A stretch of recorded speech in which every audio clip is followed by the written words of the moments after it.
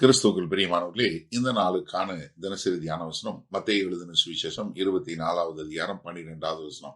மத்தேயு 24:12. Matthew 24:12. அக்கிரமம் மிகுதியாவதினால் அநேகருடைய அன்பு தணிந்து போம். இப்ப கடைசி நாட்களுடைய அடையாளங்களை கர்த்தர் சொல்லிக்கொண்டே வரும்போது இன்னொரு அடையாளம் என்ன சொல்றாரு? வெளியரங்கமானது ஒன்று இப்ப ஒரு மனுஷனுக்குள்ள நடக்கக்கூடிய ஒரு காரியம். அதாவது அக்கிரமம் மிகுதியாவதினால் நம்மளை சுற்றி நடக்கக்கூடிய ஒரு நெறியான முறை மாறி அக்கிரமம் என்று சொல்லக்கூடிய வார்த்தை நீங்க கிரேக்க மொழியில பார்க்கும்போது அனோமியா என்று சொல்லக்கூடிய பதம், அதுக்கு என்னன்னா சட்டம் இல்லாம லாலஸ்னஸ் என்று சொல்லக்கூடியதாக தேவன் கொடுத்த ஒரு நிலை, தேவன் கொடுத்த ஒரு ஒழுங்குமுறையை விட்டு விட்டு தான் போன போக்குல எல்லா காரியங்களையும் செய்யக்கூடிய ஒரு காரியம். ஏன்னா 1 யோவான் 3:4 சொன்னது, பாவம் என்பது என்ன? எல்லாம் நியாயப்பிரமாணத்தை மீறுவது என்று சொல்லக்கூடியதாக. அப்ப 2 தீமோத்தேயு 3 முதல் 5 வசனங்கள்ல பார்க்கிறோம், கடைசி நாட்களுடைய அடையாளம் என்ன? ஒரு நெறியான வாழ்க்கை இல்லாம போகக்கூடிய ஒரு காரியம். ஒரு சமுதாயம் தேவனுடைய நெறியான ஒரு நேர்மையான ஒரு காரியங்களை பின்பற்றாமல் இருக்கும்போது அங்கு ஆவிக்குரிய வாழ்க்கை மரித்து போகும் என்று சொல்லக்கூடியதா. அதனாலதான் என்ன சொல்றாரு? அக்கிரமம் மிகுதியானால் அநேகருடைய அன்பு தணிந்து போம். இந்த அன்பு என்ன? கிறிஸ்துவனுடைய அன்பு. இது ஒரு உணர்வு பூர்வமான ஒரு காரியம் இல்ல ஒரு உணர்ச்சி பூர்வமானது இல்ல. இது ஒரு முடிவெடுத்து செய்யக்கூடிய ஒரு காரியம். அன்பு தணிந்து போகும் என்று சொல்லும் போது நம்ம வெளிப்படுத்தின விசேஷம் 2வது அதிகாரத்துல முதல் 5 வசனங்கள்ல 6 வசனங்கள்ல நம்ம எபேசு சபைக்கு எழுதின கடிதத்தை பார்க்கிறோம். அங்க என்ன, எல்லா வேலையும் பார்க்கறாங்க, ஆனா என்ன பண்ணிட்டாங்க? முதலாவது அன்பை விட்டு விட்டாங்க.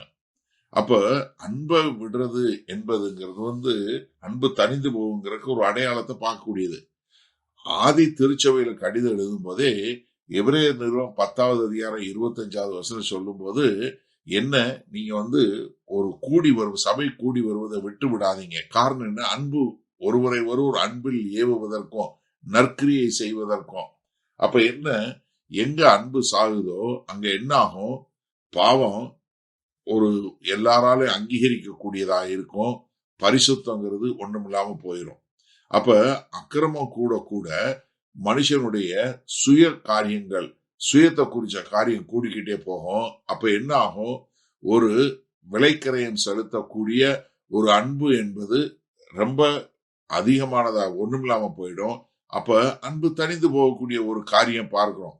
என்னங்க, கர்த்தராகிய இயேசு கிறிஸ்து ஒன்னா சொல்லிட்டு வரும்போது 10வது வசனத்துல வஞ்சனை உண்டாகும், 11வது வசனத்துல கள்ள தீர்க்கதரிசிகள் எழுதுவாங்க, 9வது வசனத்துல நமக்கு எதிராக நிறைய அழுத்தங்கள் துன்பப்படுத்தக்கூடிய வருவாங்க. இதெல்லாம் வரும்போது அன்பு தணிந்து போகும். அன்பு தனியாக இருக்க முடியாது. சரி, இந்த நாள்ல இந்த வசனத்தை நம்ம எப்படி எடுத்துக்கொள்வது? கர்த்தராகிய இயேசு கிறிஸ்து சொன்னாரு அன்பு தணிந்து போகும்னு. ஆதி திருச்சபையில நீங்க பாத்தீங்கன்னா நீரோ மன்னனுடைய காலகட்டங்கள்ல அவ்வளவு ஒரு காரியம் சபையினுடைய வரலாறுல பார்க்கிறோம். அது தொடர்ந்து நடக்கக்கூடிய ஒரு காரியத்தை நம்ம பார்த்து கொண்டே இருக்கிறோம். இந்த நாள்ல நம்ம என்ன செய்யணும்னா, நம்மளுடைய இருதயத்தை பாதுகாத்து கொள்ளணும். எப்பெல்லாம் அன்பு தணிந்து போகுதோ அப்பெல்லாம் என்ன, பாவம் சூடு பிடிச்சிடும். ஆமா, ஒண்ணு அன்பு ஒண்ணு சூடு குறையும் போது, ஒண்ணு கூலாகும் போது இன்னொன்னு வாமாவத்தானே செய்யும். அதனாலதான் இயேசு கிறிஸ்து நம்மளை எச்சரிக்கிறாரு, எப்பா எங்க நீங்க அக்கிரமம் கூடுதோ அங்க அன்பு தணிந்து போகும். அப்ப எனக்கு அருமையானவர், நம்ம இதுல இருந்து பாதுகாத்துக் கொள்வதற்கு நம்ம என்ன செய்யணும்? நம்முடைய இருதயத்தை பாதுகாக்கணும். ஆனா நம்ம என்ன பண்ணணும் தெரியுமா? ஒரு வேத வசனத்திலும் நம்ம ஒரு ஐக்கியத்திலையும் உன்னவங்களா இருக்கணும். ஏன்னா எப்ப தெரியுமா அன்பு தணிந்து போகும்? ஒரு தேவ மனுஷன், ஒரு தேவ மனுஷி மற்ற சகோதர சகோதரிகளோடும் உண்மையிலும் ஐக்கியத்திலும் இருந்து விலகும் போது அங்க அன்பு தணிந்து போகும். நல்லா சிந்திச்சு பாருங்க. ஒரு வேத வசனம் வாசிக்காம மற்றவர்களோடு ஐக்கியத்துல இல்லைன்னா அங்க அன்பு இருக்கவே இருக்காது. ரொம்ப அழகா தெரிஞ்சு கொள்ள வேண்டிய விஷயம். அப்ப என்னன்னா, நமக்குள்ள எப்ப அன்பு இதாகி கொண்டே இருக்கும், நம்ம எப்பெல்லாம் ஒருவர் நம்ம சந்திச்சு அவங்க நம்ம ஐக்கியத்திலையும் வேத வசனத்திலையும் வேரூன்றப்பட்டவர்களாய் இருக்கும்போதுதான் என்ன பண்ண முடியும், நம்மளால் அன்புல வளர முடியும். அப்ப எனக்கு அருமையான சகோதரனே சகோதரியே, உங்கள் இருதயத்தை பாதுகாத்துக் கொள்வீங்களா? அன்பு குளிரும் போது பாவம் நிஜமா சூடாக ஆரம்பிச்சிடும். வல்லபிதாவே, இதோ இந்த செய்திக்காய் நன்றி. நாங்கள் இந்த செய்தியை கேட்கிற ஒவ்வொருவரும் ஆமாண்டவரே, எங்களுடைய இருதயத்தை பாதுகாக்க எங்களுக்கு ஒரு கிருபை பாராட்டுங்க. நாங்க எப்போதும் வேத வசனத்திலும் ஐக்கியத்திலும் இருந்து எங்களுடைய அன்பை சூடாக்கி பாவத்தை ஒன்றுமில்லாமல் பண்ண எங்களுக்கு கிருபை பாராட்டுங்க. இயேசு கிறிஸ்துவின் மூலம் பிதாவே, ஆமேன். கர்த்தர் உங்களை ஆசீர்வதிப்பாராக. நாம் இன்று மாலை மன்னால சந்திப்போம்.